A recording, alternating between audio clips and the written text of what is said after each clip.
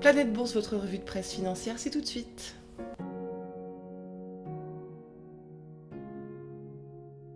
En Europe, Trustly veut entrer en bourse sur le Nasdaq de Stockholm d'ici la fin du mois. La fintech suédoise vise 9 milliards de dollars de valorisation. Crédit Suisse, le prêteur suisse qui a perdu 4,7 milliards de dollars dans la débâcle d'Archegos Capital, annule plusieurs centaines de millions de dollars de bonus pour ses cadres. Pendant ce temps-là, la Deutsche Bank se porte bien. Le prêteur allemand qui fait mieux que ses rivaux européens sur 3 ans retrouve ses lettres de noblesse dans le Financial Times. Et Volkswagen parvient à s'entendre avec le syndicat IG Metall. Il signe un accord salarial qui couvre 120 000 employés du constructeur. Aux États-Unis, Uber signe un record historique en mars, porté par la reprise de son activité transport et la bonne santé de sa branche livraison.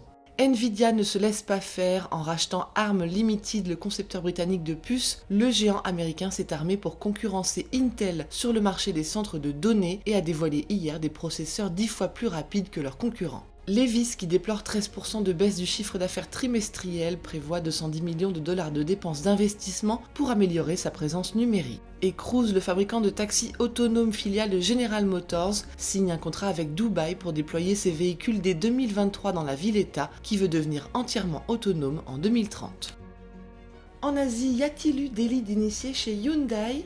Au moment où les rumeurs de partenariat entre le Coréen et Apple se diffusaient, des cadres du constructeur ont vendu leurs actions, profitant du bond de 20% des titres. Ant Group plie, la fintech de Jack Ma va remanier ses activités et devenir une société de portefeuille financier supervisée par la Banque centrale chinoise. Et le Financial Times précise que le groupe devra couper les connexions entre sa plateforme de paiement Alipay et ses produits financiers, une décision qui réduirait Ant Group à une plateforme de paiement mobile et affaiblirait grandement ses activités de crédit. Trip.com veut lever plus d'1 milliard de dollars en ouvrant 5% de son capital à la bourse de Hong Kong. La société chinoise de voyages en ligne, cotée au Nasdaq et sous pression aux États-Unis, est valorisée 21 milliards de dollars. Didi Chuxing, le géant chinois du covoiturage soutenu par SoftBank et Toyota, prépare son introduction aux États-Unis. Il devrait être valorisé entre 70 et 100 milliards de dollars. Et enfin, la pénurie mondiale de puces, c'est la faute des États-Unis selon Huawei. Les sanctions américaines ont provoqué des achats de panique qui ont perturbé toute l'industrie selon le chinois.